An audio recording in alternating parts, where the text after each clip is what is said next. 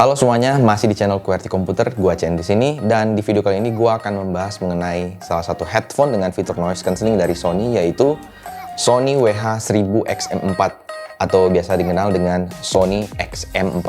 Nah, headphone ini diberi gelar The King of Noise Cancelling Headphone oleh Marques Brownlee di channel MKBHD dan channel Your Average Consumer. Dan setelah gue coba, memang headphone ini layak banget dengan gelar tersebut. Kenapa? Penasaran? Tonton terus videonya dari awal sampai habis, jangan di skip. Tapi sebelum gua mulai, jangan lupa klik tombol subscribe di bawah biar nggak ketinggalan video-video menarik dari gua nantinya. Oke, kita mulai aja.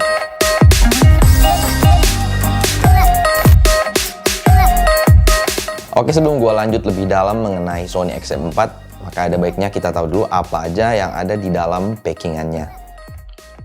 Oke, kira-kira seperti ini tampilan packingan dari produk Sony XM4. Dan hal pertama yang teman-teman dapatkan apabila membuka produk ini adalah promo free trial 360 reality audio yang bisa teman-teman daftarkan sendiri. Kemudian ada buku panduan manual produk. Dan teman-teman juga mendapatkan hard case untuk kemudian memudahkan teman-teman membawa produk ini. Dan di dalam hard case-nya teman-teman bisa menemukan kabel charger, yaitu menggunakan koneksi Type-C, dan juga ada kabel jack audio TRS yang bisa dikoneksikan lewat kabel, dan ada juga jack untuk teman-teman gunakan saat berada di pesawat. Dan yang terakhir adalah unit headphone-nya sendiri, yaitu Sony WH-1000XM4. Kira-kira itu semua yang teman-teman dapatkan di dalam packingannya. Nah, lanjut ke poin selanjutnya, yaitu bahasa desain. Sony XM4 memiliki bahasa desain yang kurang lebih masih sangat mirip dengan versi sebelumnya, yaitu Sony XM3. Masih memiliki desain over-ear dengan headband yang bisa ditarik atau headband retractable, dan juga foldable atau bisa dilipat seperti ini. Headphone ini hadir dengan dua pilihan warna, yaitu matte black dan platinum silver. Sementara yang punya gua di sini adalah dengan varian matte black. Tapi yang berbeda antara XM4 dengan XM3 dari sisi desainnya, yaitu pada XM4 headband cushion pada bagian atas sedikit lebih tebal dibandingkan yang terdapat pada Sony XM3. Lanjut ke poin selanjutnya, yaitu spesifikasi teknis dari Sony XM4. Nah, Sony XM4 menggunakan driver speaker berdiameter 40 mm yang bisa terkonek menggunakan Bluetooth 5.0 dan juga kabel audio jack berukuran 3,5 mm TRRS. Pada bagian sisi kiri dalam dari ear cup-nya ini bisa dilihat ada proximity sensor yang fungsinya akan gue jabarkan nanti di bagian belakang. Selain itu, pada bagian sisi kanan ear cup-nya juga, pada bagian luar, ini terdapat fitur touch control untuk menavigasi lagu ataupun mengangkat panggilan telepon. Headphone ini bisa di-charge menggunakan kabel USB Type-C dan memiliki 5 pasang mikrofon pada kedua sisi ear cup kiri dan kanan. Sony XM4 memiliki baterai yang cukup tahan lama, yaitu 30 jam bila menggunakan active noise cancellingnya dan 38 jam tanpa menggunakan fitur noise cancellingnya. Dan Anda bisa menggunakan headphone ini selama 5 jam hanya dengan pengecasan selama 10 menit. Sedangkan untuk bisa mencharge dari 0 sampai full dari headphone ini membutuhkan waktu selama 3 jam. Kemudian fitur yang dimiliki oleh Sony XM4.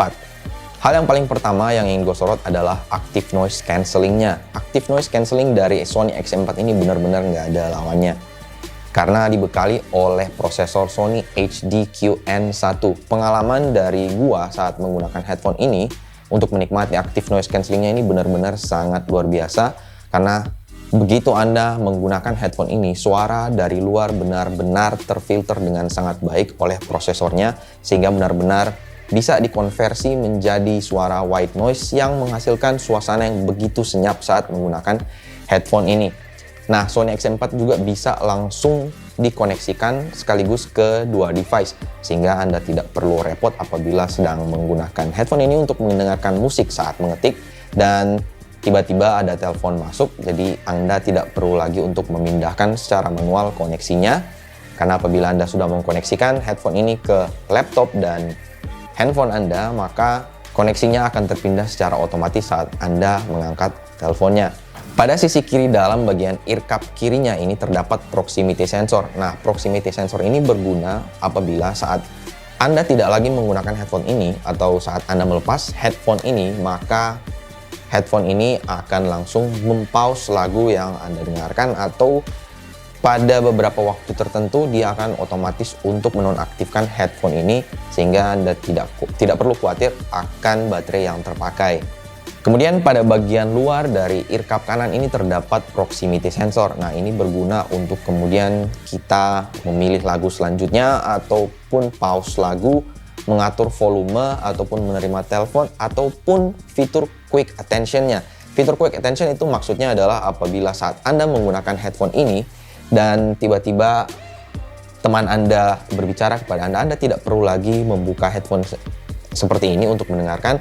Anda cukup dengan menutup bagian ear cup kanan bagian luar seperti ini, maka suara lagu yang Anda dengar di dalam headphone ini akan langsung menurunkan volumenya seminimal mungkin sehingga Anda bisa mendengar suara dari teman Anda saat mengobrol. Dan tidak hanya itu aja, bagian mikrofonnya akan menangkap suara dari luar dan kemudian menyalurkannya ke bagian headphone-nya sehingga Anda tidak perlu membuka headphone ini. Dan menurut gua performance dari Bluetooth 5.0-nya sangat baik, karena dari pengalaman yang gua coba menggunakan AirPods Pro, apabila sudah berada dengan jarak 2 dinding beton maka biasanya akan kehilangan signal yang cukup luar biasa perbedaannya dengan Sony XM4. Sony XM4 gua masih bisa mendengarkan suara dengan sangat jernih, begitu pula dengan suara saya saat menelpon. Yang lawan bicara dengan saya waktu menelpon ini masih bisa mendengarkan suara saya dengan sangat baik. Dari bagian headbandnya ini, clampingnya juga menurut gua udah sangat pas, tidak terlalu kuat, sehingga bisa dibilang sangat nyaman walaupun digunakan dalam waktu yang cukup lama. Kemudian untuk mikrofonnya sendiri. Nah, mikrofonnya sendiri di sini terpasang 5 pasang untuk kiri dan kanannya dengan fitur noise cancelling sehingga diklaim mampu untuk kemudian memfilter suara-suara atau ambient sound dari sekitar kita dan lebih fokus kepada suara kita saat menelpon atau berbicara. Dan mungkin untuk mendemonstrasikan itu, maka gua akan mencoba performance dari mikrofonnya. Nah, oke, di sini gua akan coba untuk merepresentasikan bagaimana kualitas suara dari mikrofon Sony XM4 dengan fitur noise cancelling-nya. Nah, ini adalah kondisi di mana suara benar-benar senyap tanpa ada suara apapun di sekitar saya. Dan ini adalah suara di mana saya mencoba menghadirkan suara dari YouTube untuk ambient sound dari mall dengan volume yang gua putar cukup kuat dari speaker komputer saya. Dan mudah-mudahan teman-teman bisa menilai atau membedakan suara di ruangan yang senyap dengan suara dengan begitu banyak gangguan suara lainnya. Dan menurut gue pribadi, suara dari mikrofon Sony XM4 ini cukup baik dan cukup bisa diandalkan untuk digunakan dalam panggilan telepon. Masih membahas mengenai fitur yang dimiliki oleh Sony XM4. Nah, Sony XM4 memiliki fitur Speak to Chat. Speak to Chat ini adalah fitur di mana saat kita berbicara maka suara atau musik yang diputarkan akan langsung kemudian diturunkan volumenya ataupun kemudian di pause. Nah, ini menurut gua agak kurang berfungsi karena kadangkala ini menangkap perintah yang kurang tepat, karena kadangkala kita tidak perlu untuk kemudian menurunkan volume atau mematikan suara yang ada di headphone. Namun secara otomatis fitur ini akan menonaktifkan suara tersebut karena terkadang menangkap suara yang salah dari sekitar kita. Jadi menurut gua nggak menggunakan fitur ini dan dinonaktifkan aja menurut gua. Tapi kembali lagi ini terserah dengan kalian yang ingin menggunakan fitur tersebut. Nah, bagaimana dengan sound quality dari Sony XM4? Wajar Sony XM4 disebut sebagai the king of active noise cancelling headphone. Karena bukan hanya kualitas noise cancellingnya aja yang luar biasa, kualitas suara yang dihasilkan oleh headphone ini menurut gua sangat-sangat enak. Bass pertama, hentakannya mungkin nggak begitu kuat ya, tapi udah mantap. Dan frekuensi rendahnya sama sekali tidak tenggelam atau terdengar sangat clear dan sangat-sangat jelas. Kemudian untuk frekuensi middle-nya, pun sangat clear dan sama sekali tidak tenggelam oleh suara bass maupun frekuensi tingginya. Begitu pula untuk high.